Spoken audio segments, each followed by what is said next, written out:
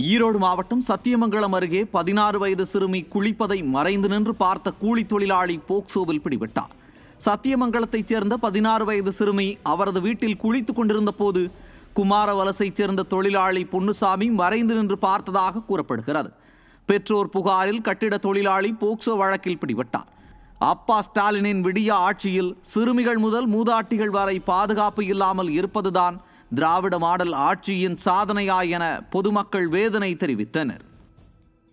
ராமநாதபுரம் மாவட்டத்தில் உள்ள தனியார் பள்ளியில் பயிலும் 9ஆம் வகுப்பு மாணவிக்கு தொடர்ந்து பாலியல் தொல்லை கொடுத்து வந்த 3 பேர் சிக்கினர்.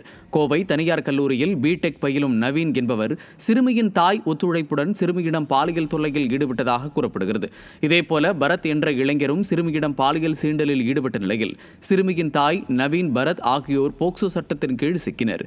தமிழகத்தில் பள்ளி மாணவிகள் பாலியல் அத்துமீறல்களால் நாள்தோறும் துன்பப்படும் நிலையில் அப்பா ஸ்டாலின் அரசு ஆழ்ந்த தூக்கத்தில் இருப்பது பொதுமக்களிடையே கடும் கொந்தளிப்பை ஏற்படுத்தியுள்ளது.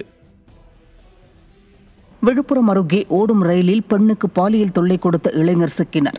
மதுரையிலிருந்து சென்னை சென்ற பாண்டியன் எக்ஸ்பிரஸ் ரயிலில் பயணம் செய்த பெண்ணுக்கு திருச்சியை சேர்ந்த அருள்பாண்டி மதுபோதையில் பாலியல் தொல்லை கொடுத்துள்ளார். இதனையடுத்து ரயிலில் பயணம் செய்தவர்கள் அருள்பாண்டியை பிடித்து ரயில்வே போலீசாரிடம் ஒப்படைத்தனர். ஸ்டாலின் ஆட்சியில் சட்டம் ஒழுங்கு சீர்கெட்டு பெண்களுக்கு பாதுகாப்பற்ற நிலை உள்ளதாக பொதுமக்கள் குற்றம் சாட்டுகின்றனர். கள்ளக்குறிச்சி மாவட்டம் கல்வராயன் மலை அருகே கர்ப்பமான சிறுமி தற்கொலை செய்து கொண்ட வழக்கில் கூலி தொழிலாளி போக்சோவில் பிடிபட்டார். இருக்கம்பட்டு கிராமத்தைச் சேர்ந்த தங்கதுரை என்பவர் 17 வயது சிறுமியை திருமண ஆசை காட்டி அவருடன் பழகியதில் அவர் கர்ப்பமாகியுள்ளார். உடல்நலம் பாதிக்கப்பட்ட சிறுமி தன்னை திருமணம் செய்து கொள்ளுமாறு கேட்டபோது தங்கதுரை மறுத்துவிட்டதால் மனம் உடைந்த சிறுமி தற்கொலை செய்து கொண்டுள்ளார். புகாரின் பேரில் கூலி தொழிலாளி போக்சோவில் சிக்கினார்.